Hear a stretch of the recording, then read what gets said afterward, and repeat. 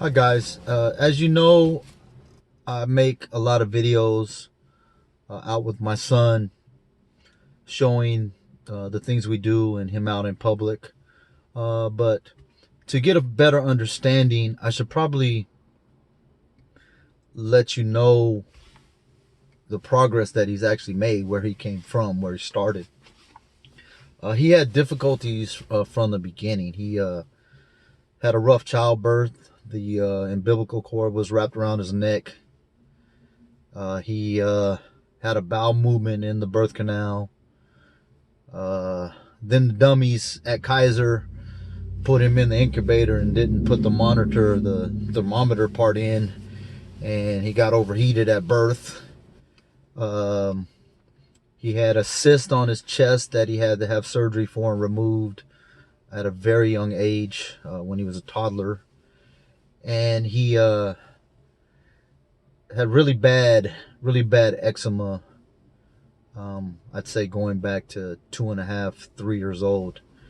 The first few years of his life, he was with his birth mother most of the time. I was at school teaching all day, and then I had practice with my older son, Scott Jr., whom I spent a lot of time with. And he was basically parked in front of a VCR, and left to his own devices to watch movies. And ironically, I taught him one time when he was about maybe 13 months old. I just literally was pressing the buttons, and he remembered how to manipulate the VCR. He basically has remembers everything he's seen, heard, or smelled since birth. I'm not exaggerating there. So he would actually watch the frames over and over again. One of the first tip-offs for me, one of the indicators. He wasn't talking, and he would want to do the repetitive behaviors, and he literally could stop on not the exact scene, the exact frame of the tape that he wanted to watch. So, when his birth mother and I split up, within a year, she had moved several hundred miles away and basically just washed her hands of both of my boys. Isaiah was in pull-ups. He was pretty much bleeding from everywhere. He had a crease in the arms, the crotch area, behind the knees, from his eczema, and he had bad intestinal problems. He would literally go a week without having a bowel movement. I would have to give him a stool softeners and or a suppository to get him to go to the bathroom, and he couldn't speak. So imagine the frustration for someone going through that. He started speaking around 5, but at the same time, that's when some of his acting out started. He had some major auditory sensitivities. Like, literally, if you sneezed or coughed, he would either scream or lash out. So that's something that was a major obstacle. As you know, the world is not a quiet place. At that time, he still communicated mainly through his drawings and pictures. And from a very young age, I would say even 3, he could watch something like Blue's Clues and look at the clue and draw it. Or even something on like a magnadoodle. He could give you pictures with details. And he would draw things, and he literally would draw the entire photo. Like, he would fill in the background with all the colors, all the details. And keep in mind, he's 3-4 years old. He can't speak, but he's drawing pictures, people with all the fingers, eyes, eyelashes, details of hair, ears, earlobes. So his photographs were and drawings were very, very intricate. But as he got older, from 5 to about 8, he became increasingly more volatile. There was a time where he would basically play. He was either playing or he was tantruming. So he would go 40 minutes or so focused on a drawing or whatever it was that he was doing, and then the next thing he'd do, he would have a meltdown. And I'm talking breaking blinds, attacking, knocking all the books or all the videos off the shelves, trying to break glass. And it was at about 8 that we decided to put him in non-public, and he started on a small amount of medication. Initially, the medication helped with some of his acting out, but I noticed simultaneously he lost some details in his drawings and some of his focus. So, but it was a necessity because he was gonna probably hurt himself, because he was very, very, very volatile.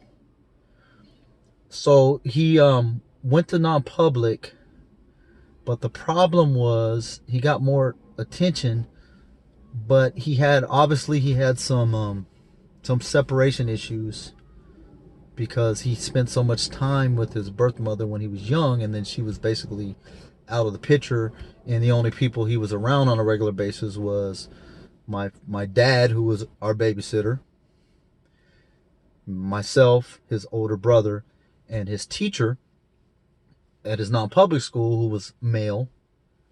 His main staff member was male, and he was the highest functioning student at his school. So the only behavior that he had to model was negative behavior. So he actually, there was a time that he actually got worse. I would say from 11 to 17 was the most difficult time, but I'll get to that. So there was a time when Isaiah was 8, 9, 10, 11. Even then, basically every time we went in public, he would have a meltdown. Back then it had Blockbuster. He would like try to knock the videos off the shelves like he would at home. In grocery store, run down the aisle screaming, trying to knock over displays. Undoing the seatbelt, trying to jump out of the car, trying to grab the steering wheel. Biting, kicking, scratching, spitting. Knocking the TV over. Anything you could think of, that he pretty much tried to do it. Then once he got to about 11, he kind of went through pre-puberty a little bit early. He became a little more physically aggressive than he even was prior. A lot of biting, a lot of scratching, kicking. He would throw rocks at me. Just a lot of kicking holes in walls like the size of TVs, like totally taking out a whole wall. Breaking glass, breaking the door of his room, like completely destroying it, jumping through windows, pretty much to the point where I can guarantee you that if I wasn't his parent, who, by the way, I worked at Polinsky Children's Center for years, and I worked for several years in psych for teenagers with the most volatile students, young people that you can even imagine. So if I wasn't his caregiver, it's very likely he would have ended up in some type of institution. So I'm telling you this so you can understand how far he's actually come when you see videos of him. So once I Leia and I got together, and he was around the girls, he instantly started making some improvement. He was able to have good modeling behavior, and none of them are dramatic. They're not. He could be tantruming, and they'll be on the computer, and they'll be like, he's at it again and going back to, and she's a very calming factor and very caring and loving for him, to the point that one day, I'd say he was probably 13, maybe 12, 13. He came home off the bus. She was standing in the kitchen, and he was looking at her, and I could tell he was processing, he was thinking. And we both kind of looked, and I was like, is he going to have a meltdown? And without being prompted, no one ever telling him to do anything like that, he basically goes, Leia, you my mom. And ever since then, there was a connection there. He received the caring and the mothering, and when he was sick, taking care of him. When I had to do something, when I fought, I had to leave for a couple days. She'd be like, "Go do your thing." When I had practice, she would go, and even when he was having meltdowns, there were times I would have to leave, and he's breaking walls, or he's in the backyard throwing rocks, and she's like, "No, we got it. Get out of here." So Isaiah's come a very long way. The progress was very, very, very, very, very slow, but there was progress nonetheless. And the reason I say that is I see a lot of parents who are very frustrated and at their wits' end and are losing hope. And I understand, because I was there too. I've been there, and I see it, and I see everybody at the different stages. When the boys were given to me, I had just not that long before had finished law school, and the only two things I ever wanted to do in life were be an attorney and play professional football. And although I was probably better in boxing, baseball, even swimming, basketball, football's where I had fun and found my joy. So when I was given the boys, I had a job set up, had my legal experience, loved being in the courtroom, but that was just gone. That wasn't even realistic. I had a fifth grader and a 3.5-year-old who couldn't speak, who was in pull-ups. So I gave that up on the spot. Then I was playing arena football. And as soon as I was released, I was playing here in San Diego. As soon as I was released, that was the end of that for me too, of that dream, because I had offers to play elsewhere. Actually, I had 2 offers to play elsewhere, but I couldn't accept it, because how am I going to go to Hawaii or wherever, the other place I was offered, and with 2 children, 1 disabled, and play arena football. So I gave that up. And there were times where I felt sorry for myself, and I was resentful, and I was angry, and I was like, oh my, I'm young and my life is over, and I don't get to travel, and I can't have fun anymore. And then I really thought, then it kind of hit me. Every time I would feel that way, I would also feel like a big jerk, because my son didn't ask to be born.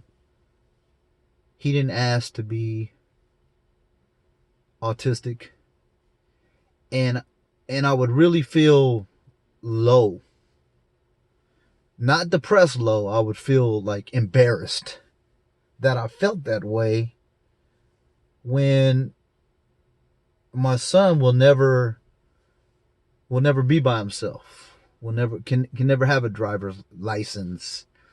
Can never travel on his own. And I was sitting there thinking about what I wasn't able to do anymore in those moments, rather than thinking about him. So I understand parents who like get really frustrated and down, but that's the gig. Our children didn't ask to be born, and even though his birth mom just went off to have fun and do her thing and was like, my boys needed something. They needed me to think of them first, and that's what I did. And I would do it all over again. But I want all you parents to know that it's not easy. And you guys see the videos, and I'm happy, and I'm working with him. But guess what? I don't. Sometimes I don't like him. Matter of fact, and what I mean by that is, I'm an only child, and I'm used to being by myself, going to the movies by myself, traveling by myself, working out by myself. I don't like anyone after a few hours. And I can't stand being told the same thing over and over again. So, think about that. When you see me talking about stuffed animals and at the zoo again, and we're over here and we're over there, and he's interrupting me and he's telling me the same thing, is I don't really like to do any of that stuff. But I do it because that's what he needs, and that's what's best for him. And I will continue to do that, and I will always do that. I was raised to by both my parents, who are both professionals, to you do what you're supposed to do. You take care of your own, and you don't complain about it. You get it done, and you do it better. So don't get me wrong. I love my son dearly, but I don't like doing a lot of the things we do. So when you guys praise me and go, great job, and you're the best, and it's like, well, thanks, but I'm really only doing what I believe I should be doing. I should be doing right by him. And it sets, in my opinion, sets a good example for my girls. So hopefully when they choose someone to be with forever, that they will be choosier. So back to Isaiah. So little by little, what we did is we would go to dog parks. We would go places that are loud. We would only do one activity. I would let him know exactly what we were going to do, and we would go do that one thing, and then that was it. And we give him a little more freedom and throw a little bit more monkey wrenches at him, change the program, maybe add 2 stops. Because there was a time where if we were going to do something, and you left the house and you forgot your jacket and you had to go back in the house, that would cause a meltdown. Or if you didn't drive the exact same route to the place that he went last time, that would cause a meltdown. So as an autism parent, all autism parents have to think about things that most parents don't even ever consider. It's very difficult to be a good parent in general, but autism brings some extra challenges that most people are oblivious to. So when you see Isaiah and you see what he's able to do, and us going to on our little staycations and going to the zoo and going to supermarkets, um, all the things that you see us do, remember that this is someone who couldn't speak till 5, was would tantrum every time he went out in public, was violent a lot, self would bang his head, self-destructive, um, just just terrible sometimes, but terrible in a way that he was never malicious. He never wanted to, and that's another thing that's difficult because he's high functioning enough to know that he's different, and he's not malicious. He is very sweet and kind hearted. Actually he doesn't understand rude or mean people. They confuse him. So when he has a meltdown, he feels really bad. When he would lash out, he would feel really bad about it. And he wants to do well, and he wants to maintain control. So for all you parents who are frustrated, you're like, my son doesn't talk, my child doesn't talk, my child is hurting me, my child is not progressing. When you look at him, hopefully you can have some hope, because there was a time where he was very, very, very difficult and completely out of control. And now, 90+% of the time, he can control himself, and his meltdowns are usually confined to screaming, maybe going in the pool and splashing. We've made that his safe spot where he's allowed to.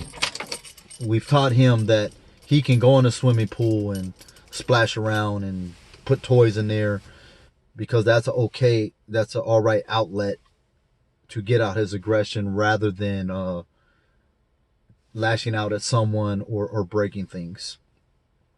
So don't lose hope.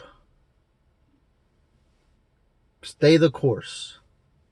Progress may be at a snail's pace, but any progress is good. And remember that our children need us, especially in today's society. There's a lot of cruel people out there. So don't lose faith. Don't give hope. Don't give up hope, and keep pushing forward. Hopefully that gives you guys a little bit better picture, and use my son as some inspiration. All right, have a good night.